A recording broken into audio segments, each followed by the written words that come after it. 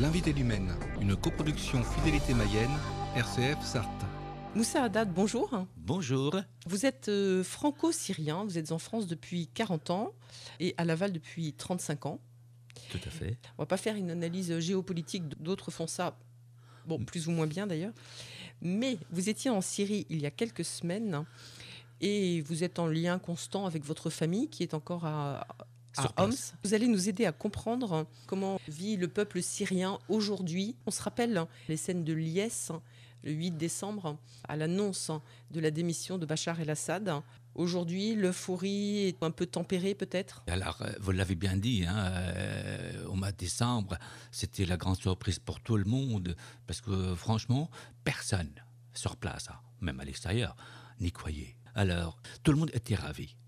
Ça, c'était en décembre. En janvier, je suis allé en janvier, je suis resté, je dirais, 1 mois là-bas.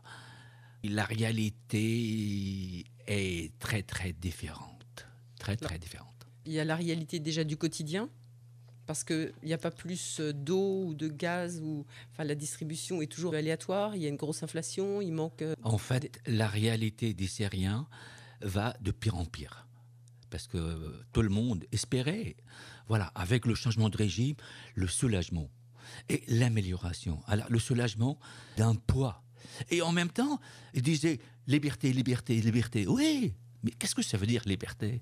Surtout que Al-Joulani était quand même un des fondateurs d'Al-Nosra, qui à un moment a été assez proche d'Al-Qaïda. Après, il avait pris un peu de distance avec Al-Qaïda. Mais c'est vrai qu'en Occident, en tout cas, on s'inquiétait peut-être d'un islamisme renforcé.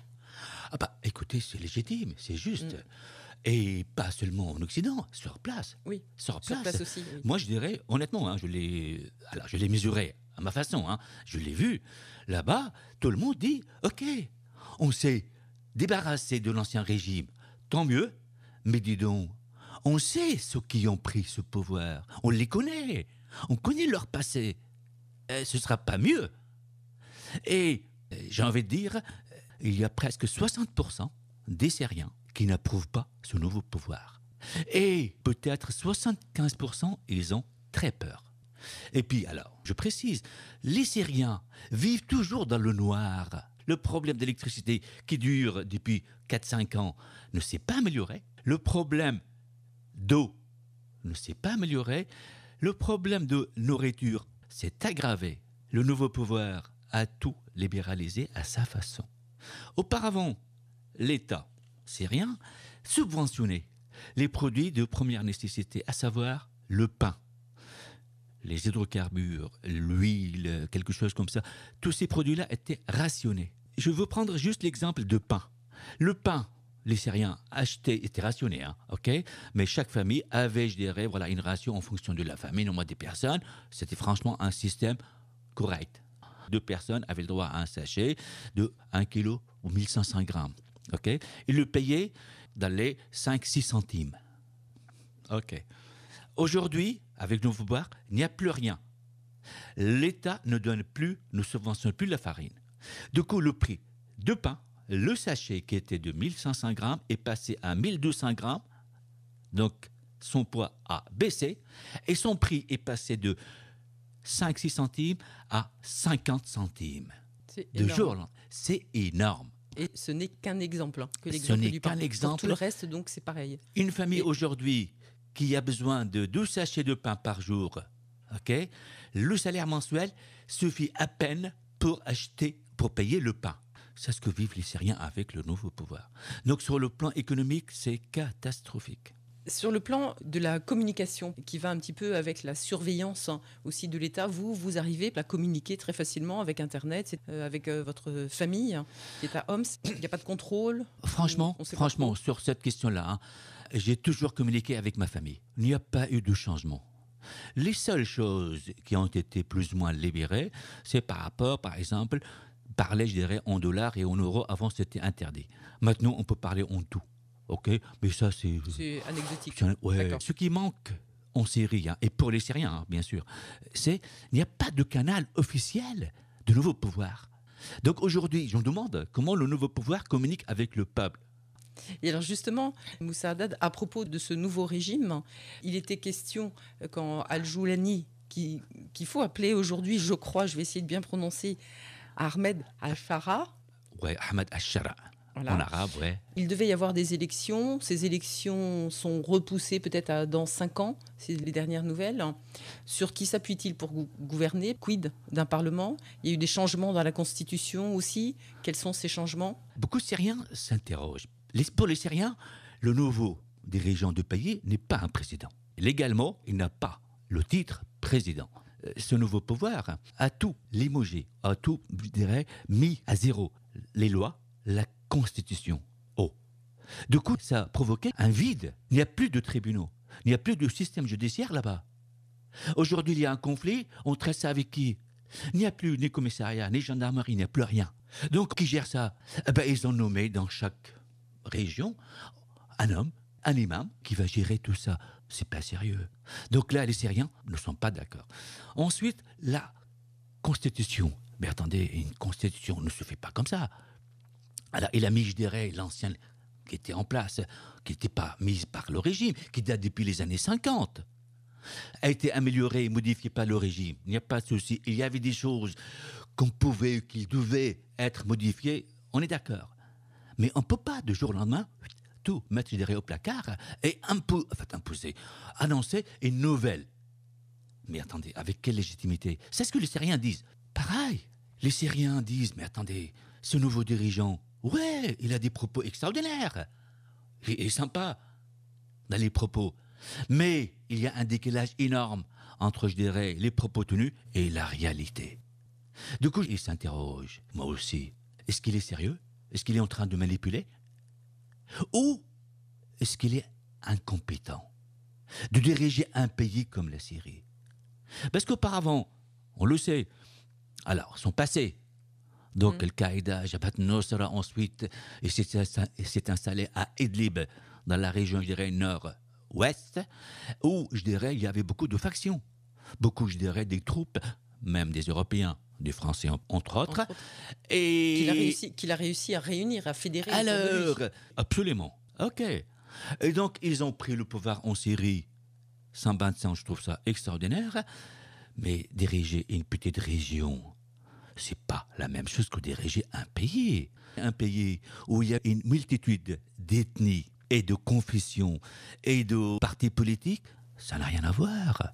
On le voit peut-être aussi, Moussa Haddad, justement dans les exactions qu'il y a eu contre les Alaouites, qui ont été condamnés par Ahmed Al-Shara.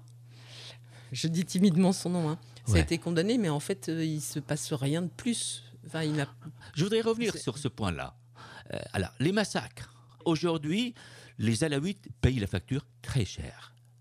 Les massacres sur la côte, il n'y a pas que des Alaouites qui étaient massacrés. Non. Il y a eu les dommages collatéraux. Alors, il y a ça, mais il y a aussi, je dirais, des forces de nouveau pouvoir. Absolument. Il y a aussi des chrétiens, des sunnites, et la majorité, c'était des Alaouites. Mais les Alaouites, franchement, je l'ai vu là-bas, payent le prix cher. Ils sont pourchassés depuis l'arrivée au pouvoir par la nouvelle famille. Sur les chiffres, ça c'est pareil. Alors, on parle de 1500 civils. En fait, il y a beaucoup plus. Alors, l'autre jour, il n'y a pas longtemps, avant-hier, un copain. Donc lui, il m'a annoncé, je dirais, 50 000. Alors, je n'en sais rien. Et là, justement, comment se positionne ce dirigeant? Et lui, je dirais, il fait des déclarations justes. Il condamne ça. OK. Il a mis en place une commission d'enquête comme ça. Mais attendez, condamner un ne suffit pas. Quand il n'y a pas de juge, en plus, comment on veut enquêter? Alors, et cette commission, formée par qui? Et quel, je dirais, pouvoir de vérifier la sincérité des travaux ou des propos?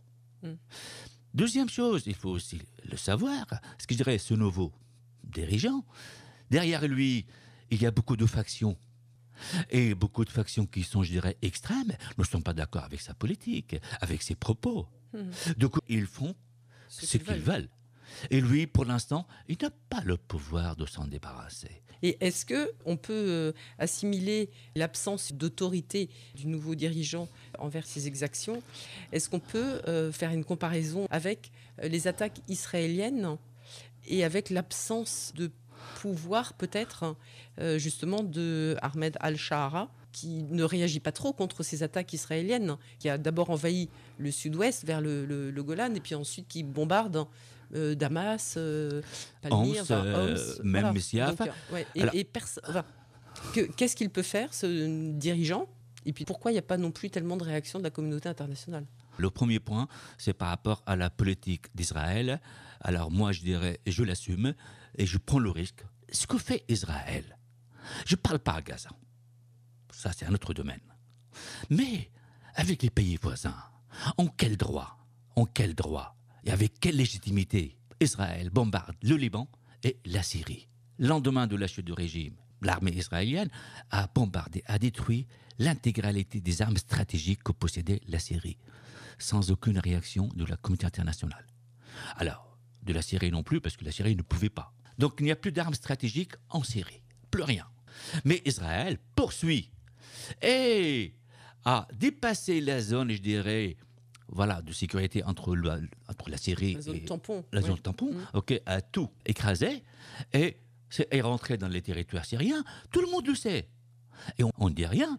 Et le nouveau pouvoir syrien n'a pas fait de commentaires. Ça aussi, c'est un des points que les Syriens reprochent au nouveau pouvoir. Est-ce que, Moussa Haddad, les Syriens ont le sentiment d'être abandonnés par la France, par la communauté internationale? Honnêtement, oui. Oui, surtout maintenant. Les massacres, mais la pauvreté. La pauvreté qui fait ravage. Bon, je l'ai mesuré, c'est une honte pour l'humanité. La pauvreté aujourd'hui pousse la plupart des Syriens à quitter le pays. Mais pour aller où? Aucun pays n'ouvre les portes. Auparavant, dans les années, je dirais, 2011, 2012, 2013, tous les pays ouvraient les portes pour les réfugiés syriens. Aujourd'hui, plus personne. Non, on ferme les yeux. Les Alaouites qui ont été massacrés sur la côte ont traversé une rivière pour aller au Liban. Il y a quelques dizaines de milliers, hein, ok. Et le peuple libanais fait ce qu'il peut. Mais il n'y a aucune aide internationale. Ça, c'est une réalité. Moussa Haddad, merci beaucoup de ce témoignage sur le quotidien de la Syrie aujourd'hui que l'on était obligé d'écourter. Mais pour nos auditeurs qui veulent entendre l'intégralité de notre entretien et donc de votre témoignage, c'est sur YouTube. Tapez ensuite Fidélité Mayenne et ensuite la rubrique des vies et des hommes. Et pour ceux qui veulent vous aider à soutenir le peuple syrien, vous avez une association, les Amis de Tamam, Tout à fait. que l'on peut retrouver sur Internet. Et vous avez déposé d'authentiques savons d'Alep à vendre dans nos studios. Merci. Merci beaucoup, Moussa Haddad.